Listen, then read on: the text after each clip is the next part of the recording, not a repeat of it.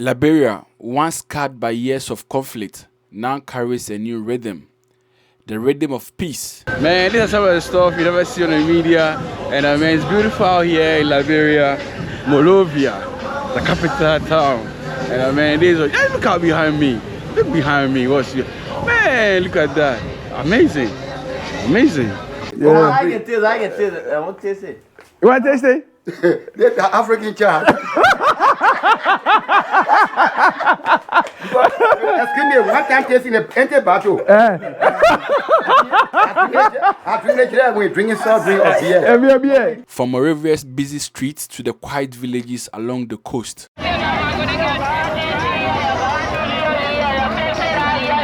People are rebuilding lives with hope and resilience. Peace in Liberia is more than the absence of war.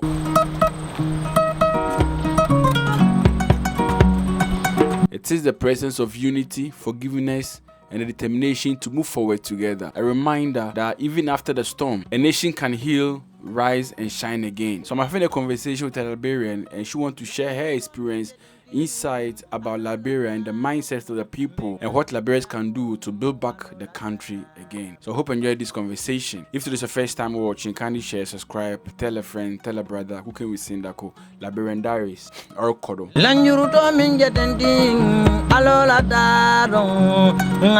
Hello brothers, sisters. So some amazing conversation going on over here, man. I don't want to show her face. She don't come inside the camera because of the information that she's giving me. But then I think I can absorb it all alone. I need to share with you guys. So, yeah. So, we are talking about Liberia. Okay, I'll talk about how beautiful Liberia is. Okay. First of all, I think Liberia is a beautiful country. Okay. But one mistake that we are still making as Liberians is the fact that we are still using the Civil War, as an excuse for us to build as a person, as a country. We still take that war as an excuse. Like, there are phrases that I will hear amongst, ourselves, Liberians, that things used to be better during the war. Before the war? Yeah, before the war, things used to be better before the war. So why can't things be better now, after the war? So we need to change our mind. We need to change our attitude, because I think that's what is holding us back as Liberians, as individuals. We do not take risks. I don't know if there's still fear of, the war might. But we have enjoyed peace for a very long time, and I think people need to take advantage of the fact that as a country we have enjoyed peace with the UN and without, support from the UN. Until we can change our mind, things will not be better. Until Liberians can start doing things differently, I think we'll still be at the same spot for a very long time. And it's not just, it has to do with our foundation. Yeah. I think we have weak foundation. And but don't you think maybe since, Liberia wasn't created or wasn't born and war, it wasn't born out of war. Yes. It was a country on its own before the war came, and it's been like 2 decades. So 2 decades, like 20 years ago. Yes. Don't you think that people still have that, as you said, you mentioned fear, that maybe something might trigger again? So you started something new, or investing in the country, something might happen, because no one expected to say there will be a war in Liberia sometime to come, but then it came. So don't you think people are still having that kind of mindset that the way things are going, maybe some years to come, I'll try to do something and boom, something like that happens again? I don't think so. I think we're just using the war, as an excuse because Sierra Leone went through the same war. Okay. Angola at one point, went through the same civil, crisis. Yeah. But they came out, and their country is far way ahead compared to where we are. So you say that Sierra Leone is way ahead of Liberia? From what I see, from what I have seen going back and forth, I think for every time I get there, you see something different going on. And which is good. It can happen here. It can happen right here in Liberia, but it starts with our mindset. There are a few young Liberians. I see them. I admire them. The fact that they are pushing to change their narrative, to change so many things. But it's a collective effort. It's a joint effort. It starts with us from our homes. It starts with from schools, from daycare, and that's where I think we are lacking. We are really, really lacking a strong foundation. Okay. Everyone is rushing ahead, Yeah. and it takes time. It takes time to get to where you want to be. So, as a country, I see a lot of potential. As an entrepreneur, I see a lot of opportunities that, you know, there are a lot of business out there. People are not ready to venture because we are not risk takers. Okay. All because of the same fear again. Yes, the same fear. We're not risk takers, but I love Liberia. I love Liberia, and I am grateful that I had the chance to leave Liberia at one point, learn different cultures, see how other people live their lives. So that have helped me a lot since I moved back to Liberia, because I always try to do a comparison, which is good. You know, I always try to do that comparison. I love what you just say. Try to do comparison. Yes. Because sometimes when I travel, you know, I dreamt of working in this kind of space, traveling around, what do you call it, working, right? Way before this food or YouTube thing came at this time. But then, seeing Ghana, is another Ghanaian, full Ghanaian, so that an example. Seeing Ghana, the resources and everything that they have, or we have, and maybe I go to, let's say I come to Liberia, and I'm seeing that Liberia is having certain things, basic things, that maybe it's favoring the people, but my country is not having that basic thing that we're supposed to have. If I do that kind of comparison, people are like, why are you comparing? But the comparison is needed. It's good. It's needed. It's good. It's good because when you see, you get to know where you're lacking, you get to know what is different, and you get to improve in certain areas. And say, yes, I think we can do better as a nation, you know, do better as an individual, as a person. To compare. So I think comparison is good. I will use that a lot of time with, you know, my business life and also my personal life.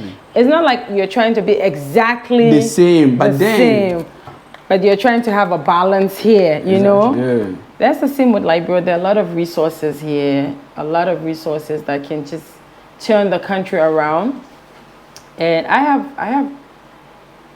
have this big dream when it comes to my country, and that's one of the main reasons that I'm here.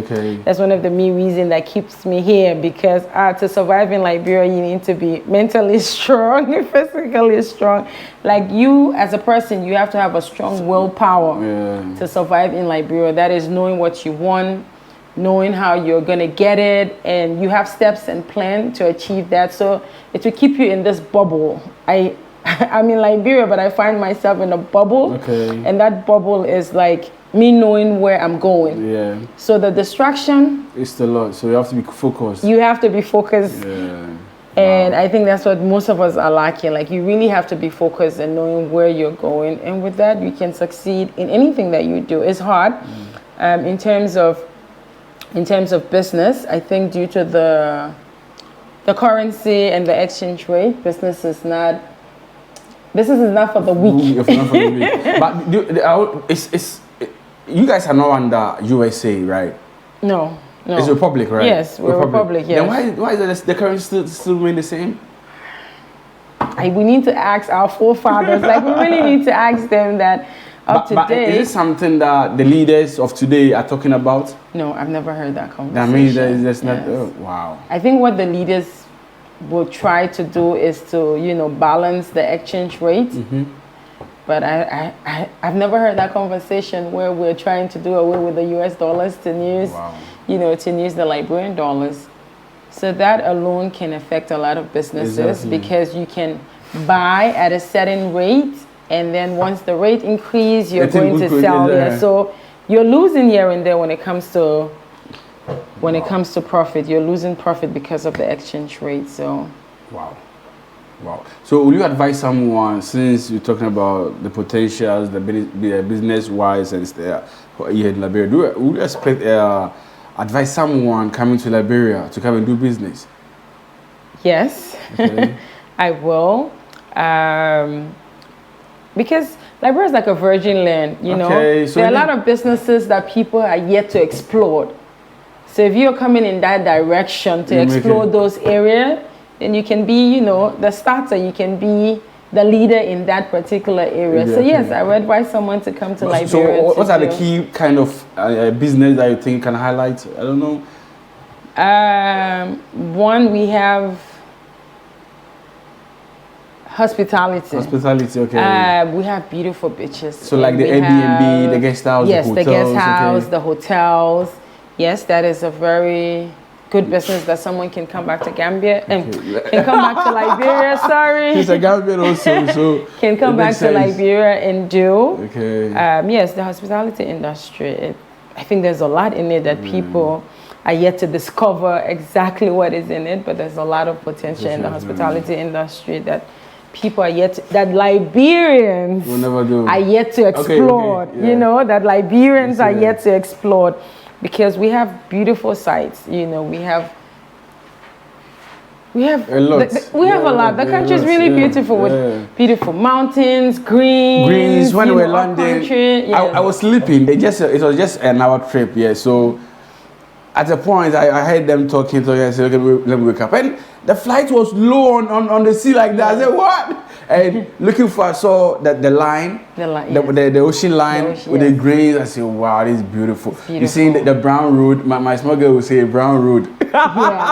You see the brown road in the middle and the ocean. It's like a lake or a river in between. You see a lot of lakes and lagoons. It's beautiful with the greens. I said, wow, man, this is incredible. Yes, I think there's one industry people can explore if they're trying to invest their money in Liberia: hospitality.